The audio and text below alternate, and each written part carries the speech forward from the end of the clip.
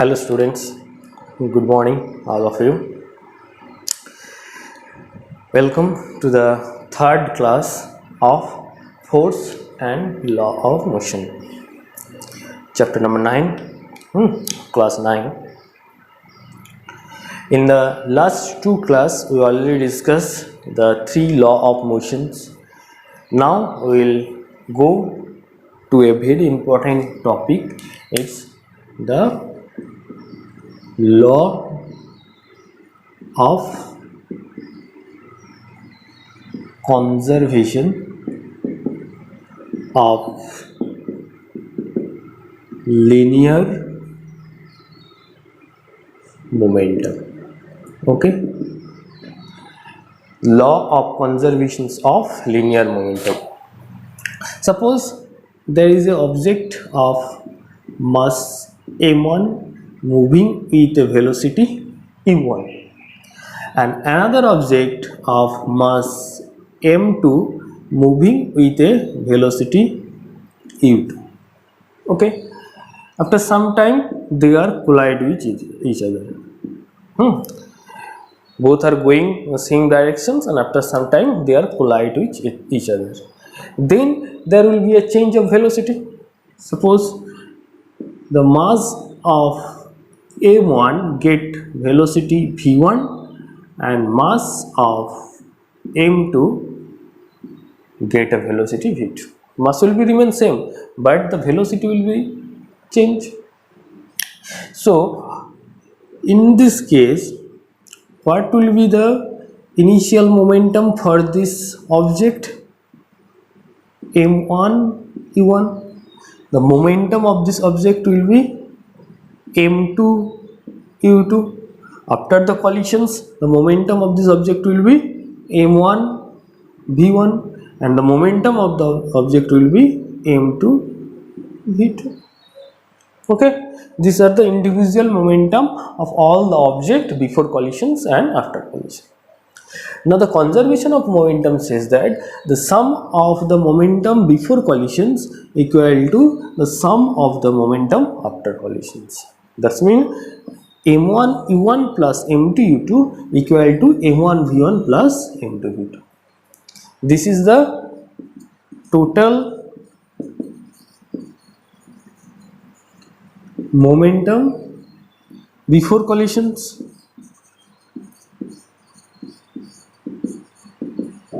and this is the total momentum after collision. Now, so conservation of momentum says that the total momentum before collisions will be same as the total momentum after collisions.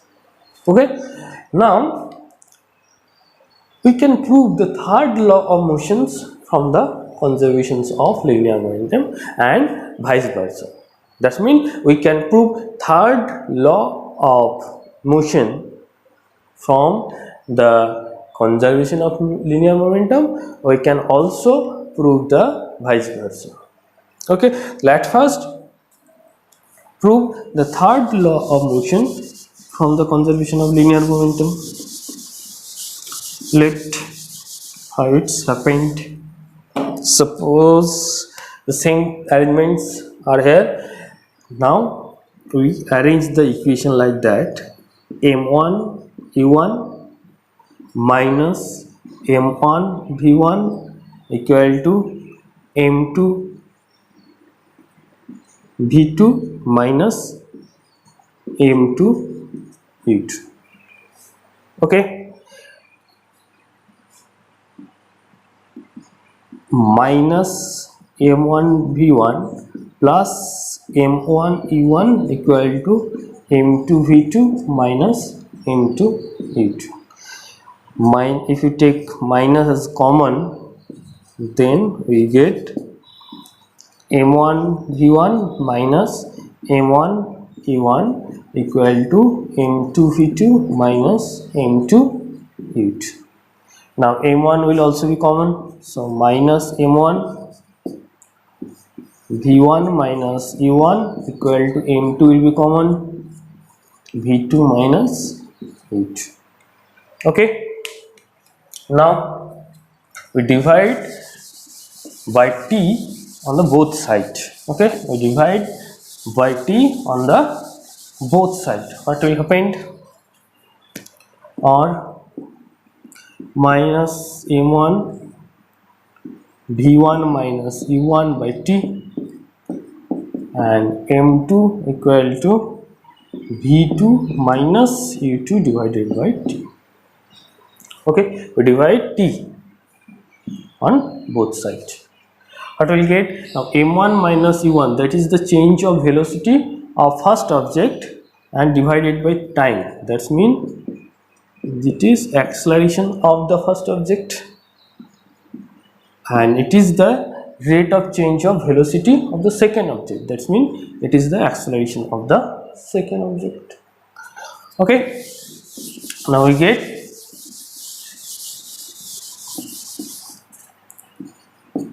minus, we can write it as f1 and it is like f2.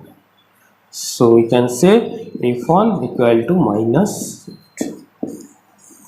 So this is the third law of motion. So from the conservation of linear momentum we get the third law of motion. Okay, if we do the same things in opposite side, we get the law of conservation of momentum. That means these two laws are same, but the different form.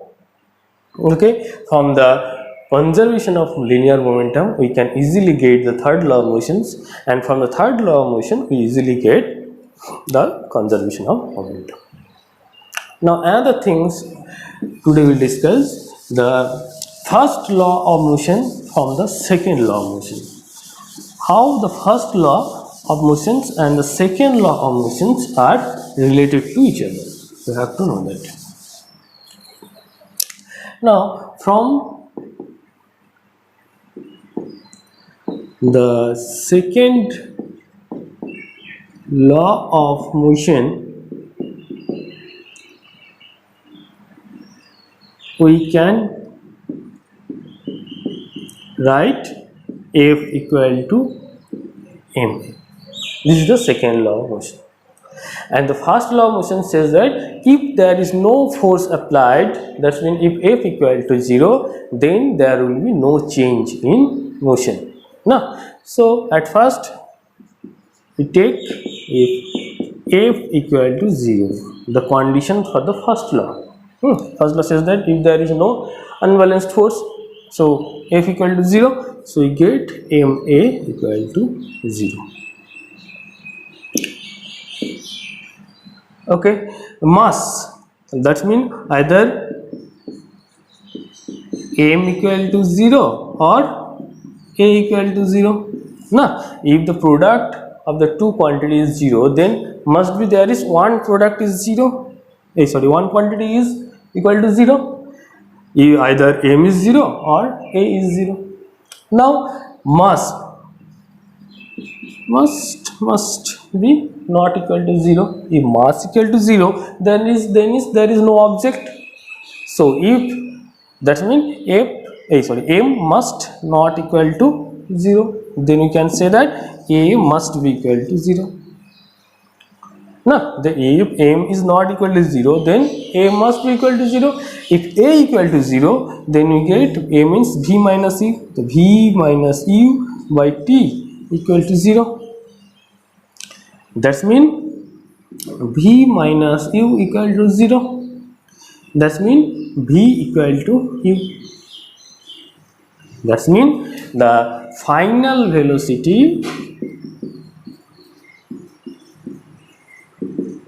equal to initial velocity.